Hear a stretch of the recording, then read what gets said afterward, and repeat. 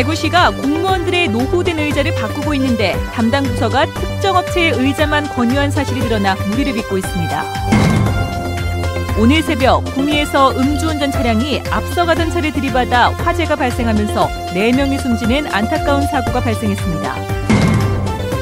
유통업자들이 값싼 중국산 농산물을 국산으로 속여서 농협으로부터 거액의 대출을 받아오다 적발됐습니다.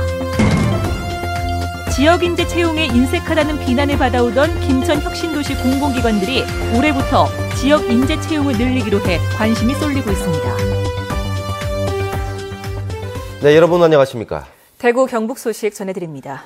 대구시가 직원들의 낡은 의자를 바꾸기로 하고 관련 절차를 진행하고 있는데 이런저런 말들이 나오고 있습니다. 왜 그런 걸까요? 대구시의 담당 부서가 특정 업체의 의자만 권유한 것으로 드러나 특혜 의혹을 사고 있습니다. 금규신 기자가 취재했습니다. 대구시청 공무원들이 의자 품평회에 참가해 디자인부터 편의성까지 꼼꼼히 체크합니다. 지난해 대구시와 공무원 노조가 오래된 의자를 전면 교체하기로 약속한 데 따른 것입니다. 1차 발주 물량은 7,500만 원. 앞으로 4년간 약 3억 원의 예산이 투입될 예정입니다. 그러나 겉으로 보기에는 자연스럽고 합리적인 이 의자 품평회는 사실 대구시 담당 부서의 석연치 않은 행정의 결과물입니다. 이 사업을 추진해온 담당 부서는 한 달 전 노조에게 특정 업체의 의자 3개만 보여줬지만 노조가 선택의 폭이 좁다면서 다른 회사 의자를 함께 보고 결정하겠다고 밝히자 계획에도 없던 품평회를 연 것입니다. 한 개 업체에서만 의자가 들어왔으니까 다른 의자들도 같이 이렇게 놔두고 몇 개를 놔두고 그중에서 조합원들이 좋아하는 거를 선택하는 게 안 좋겠나. 대구시 담당 부서가 특정 업체와의 유착 의혹을 받는 이유입니다. 이에 대해 담당 부서는 지역에서 가장 괜찮은 업체여서 그곳의 의자를 선택했을 뿐이라는 입장입니다. 가장 품목수가 많은 업체더라고요.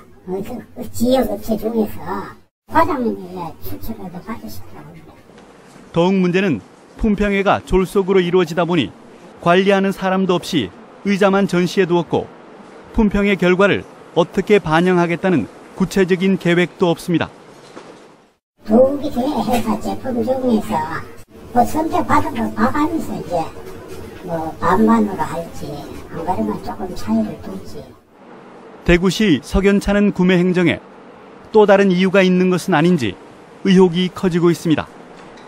MBC 뉴스 금교신입니다.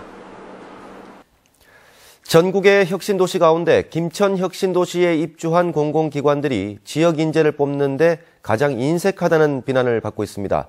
그래서 올해부터 지역 인재 채용을 늘리기로 했는데 얼마나 지킬지는 지켜봐야겠습니다. 한태영 기자가 취재했습니다.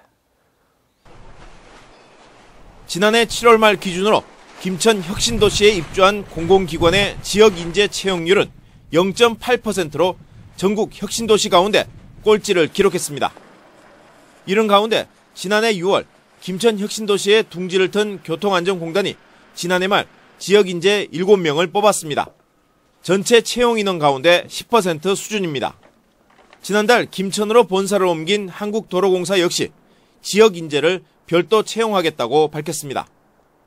일반 공채 시에는 경상북도 대학 출신자, 고졸 공채에서는 김천시 소재 고교 졸업자를 대상으로 지역 분리 공채를 시행할 예정이 있습니다. 교통안전공단도 올해 지역 인재를 별도로 채용할 계획입니다. 기획재정부가 혁신도시 이전 공공기관을 대상으로 지역대학 채용 실적을 경영평가에 반영하는 안을 검토하고 있기 때문입니다. 현행법에도 혁신도시 공공기관은 지역대학생을 우선 채용할 수 있도록 명시돼 있지만 공고사항이어서 지역인재 채용이 더 늘어날지는 미지수입니다. 의무할당제 등을 중앙부처, 국토교통부, 기획재정부에 건의해가지고 실질적으로 지역인재가 많이 채용될 수 있도록 적극 노력하겠습니다. 이런 가운데 전국혁신도시지구 협의회 회원들은 이달 말 혁신도시 이전 기관들의 신규 채용 시 지역인재 의무 채용 법제화를 공동안건으로 채택하고 정부에 건의할 예정입니다.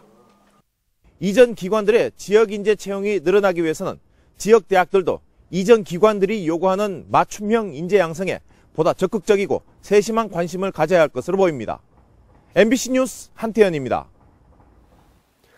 지난 한 달 동안 안동과 의성에서 구제역이 추가로 발생하지 않아 그나마 다행입니다. 하지만 아직 안심하기에는 이르다는 분석입니다. 엄지원 기자가 보도합니다. 경북 가축위생시험소가 지난 2일 안동과 의성의 최초 발생 농가 두 곳의 돈사 주변에 대한 환경검사를 벌인 결과 안동은 양성, 의성은 음성 판정을 받았습니다. 여러 군데서 시로 채취했는데 돈사 바닥, 벽면, 가루통, 환풍기 다 했거든요. 의성은 저는 괜찮고요. 안동은 나오고 그렇습니다.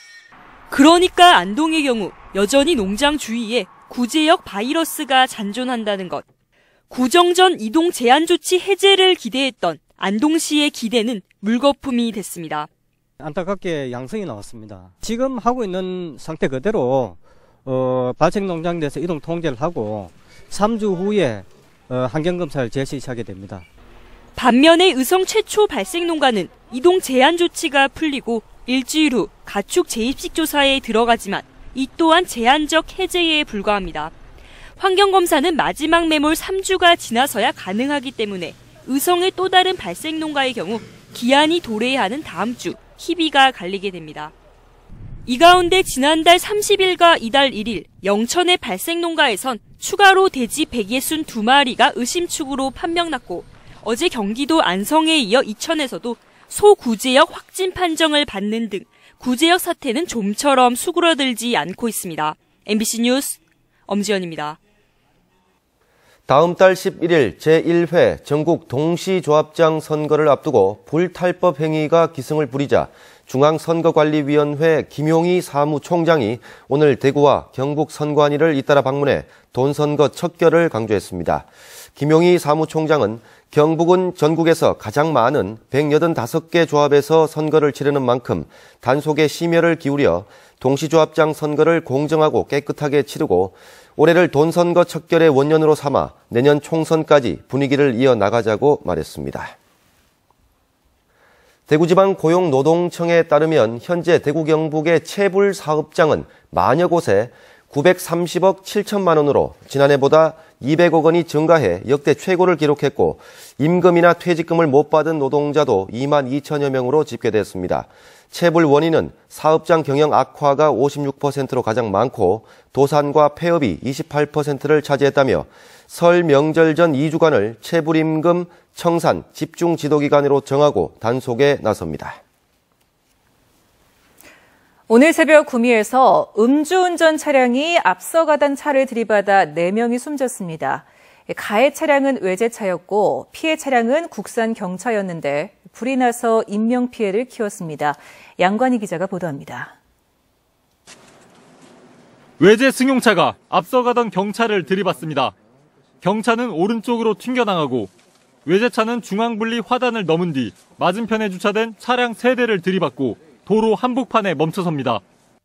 갤러퍼를 먼저 박아지. 갤러퍼 박아버리니까 나무를 부수면서 저쪽으로 튕겨가고.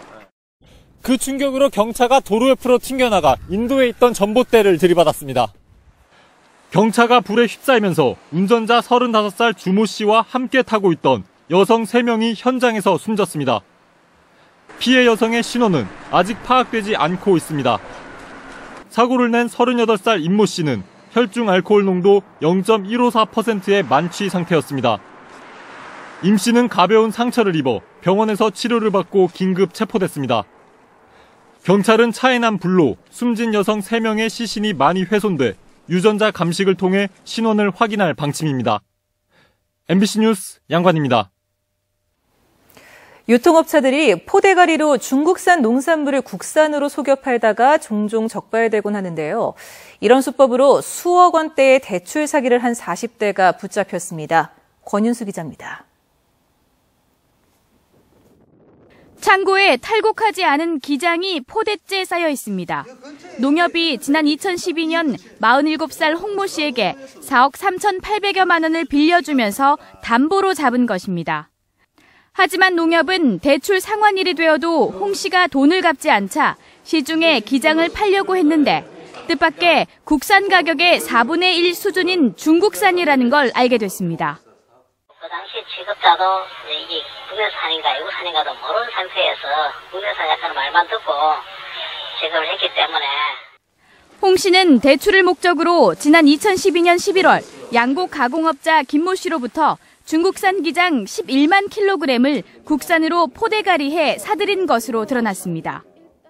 특히 의심을 사지 않기 위해서 일반 포대보다 2배 가까이 비싼 정부 수매용 포대에 나눠 담았습니다. 기장은 중국산과 국산이 구별이 어렵다는 것을 이용을 해서 값이 싼 중국산을 가격 차이가 많이 나는 기장을 택해서 경북 농산물품질관리원은 이들을 원산지 표시 위반 혐의로 검찰에 송치했습니다.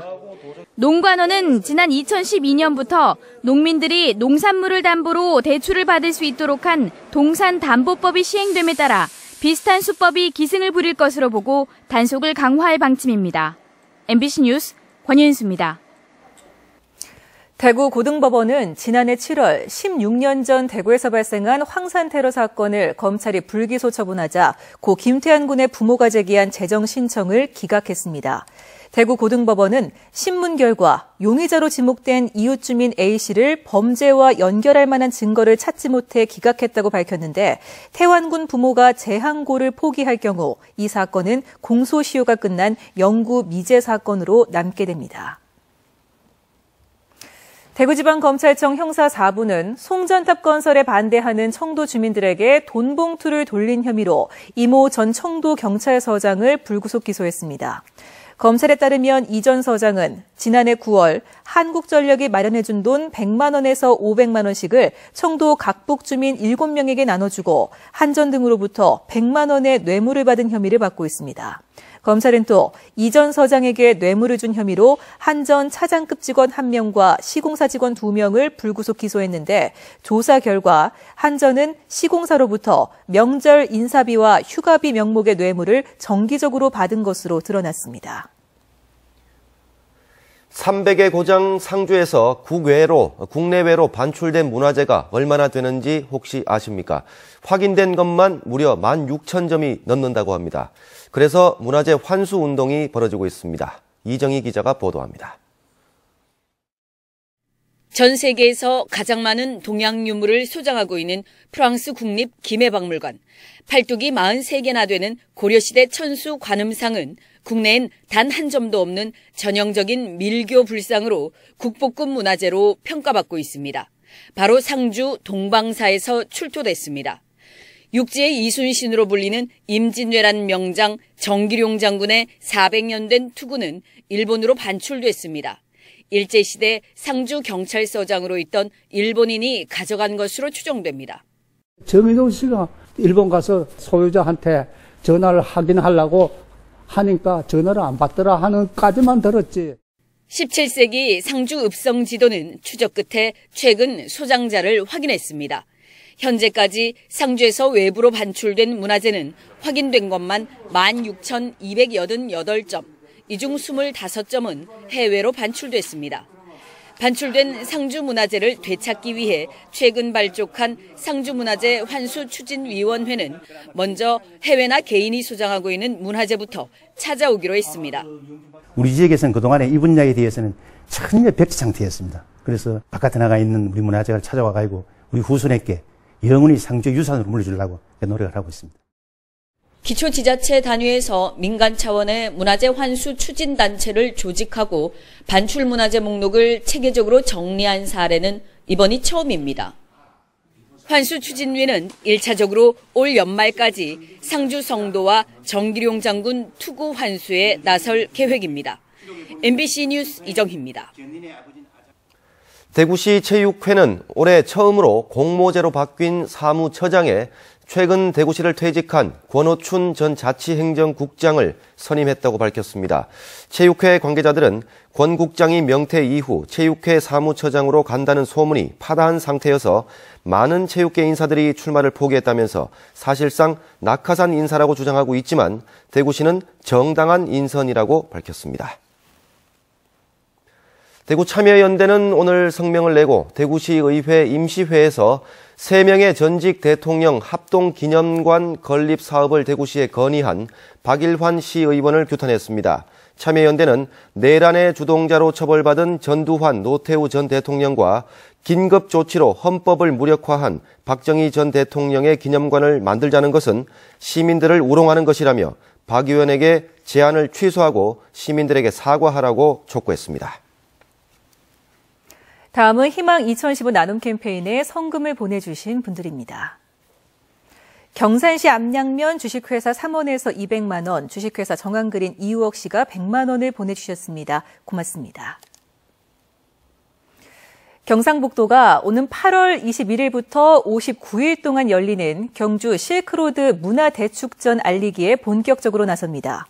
김관용 경북도지사는 오늘부터 사흘 동안 캄보디아 시엠립에서 열리는 세계관광기구 및 유네스코 세계문화관광회의에 참석해 경주 실크로드 문화대축전을 홍보하고 캄보디아와 아시아 문화 공동체 네트워크 구축을 위한 양해각서도 체결할 예정입니다.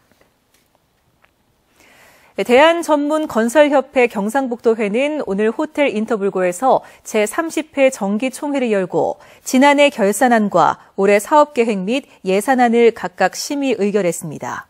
협회는 현재 건설 환경이 좋지 않다며 국회에 상정돼 있는 분리발주 의무화 법안 등이 빨리 개정돼야 한다고 주장하고 소규모 공사 분리발주, 주계약자 공동도급 발주 확대 등을 추진할 것을 다짐했습니다.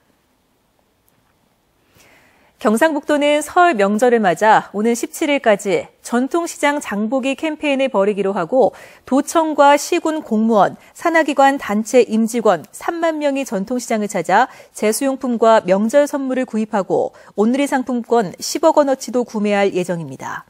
한편 농수산식품 유통공사 조사 결과 올해 설 차례상 비용은 4인 가족 26개 품목을 기준으로 전통시장은 20만 9천 원, 대형 유통업체는 30만 9천 원이 드는 것으로 나타났습니다. 식품의약품안전처가 밸런타인데이를 앞두고 전국 초콜릿류와 캔디류 제조업체를 점검해 20곳을 적발한 가운데 대구와 경북 지역에서도 3곳이 식품위생법을 위반해 시정명령을 내렸습니다. 대구에서 적발된 2곳은 제조 가공실벽에서 곰팡이나 거미줄이 발견됐고 상주의 제조업체에서는 종업원이 건강진단을 하지 않은 상황에서 캔디류를 만든 것으로 드러났습니다. 경상북도 농업기술원은 고소득 작목인 천마의 비가림 하우스 재배와 참나무, 어린나무를 이용한 재배법은 물론 연작 장해를 줄이는 기술 등 대량 생산 기술을 내년까지 농가에 본격 이전합니다. 천마는 재배법이 어려워 농가마다 생산량과 소득 차이가 큰 작물인데 기술이 이전되면 농가 소득 향상에 도움이 될 전망입니다. 경상북도가 올해 전국 규모의 체육대회 200개를 유치할 예정입니다. 주요 대회로는 코리안컵 독도일주 국제요트대회와 ITF 국제남녀 테니스대회를 비롯한 16개 국제대회와 영주 소백산 마라톤대회 등 182개 전국대회입니다. 경상북도는 각종 대회로 선수와 임원, 관람객 등 83만여 명의 방문객이 다녀가면서 지역 소비와 관광 파급 효과가 클 것으로 보고 개최지에 대한 재정 지원과 홍보에 적극 나설 계획입니다. 대구시는 설을 앞두고 선물 세트의 과대 포장 행위를 집중 단속하기로 했습니다. 주요 점검 대상은 주류와 화장품, 완구, 건강보조식품 등으로 구군 직원들이 관내 백화점과 대형 유통매장 등지를 돌며 과대한 포장 행위를 적발할 예정입니다. 네, 지금까지 대구 경북 소식 전해드렸습니다. 시청해주신 여러분 고맙습니다.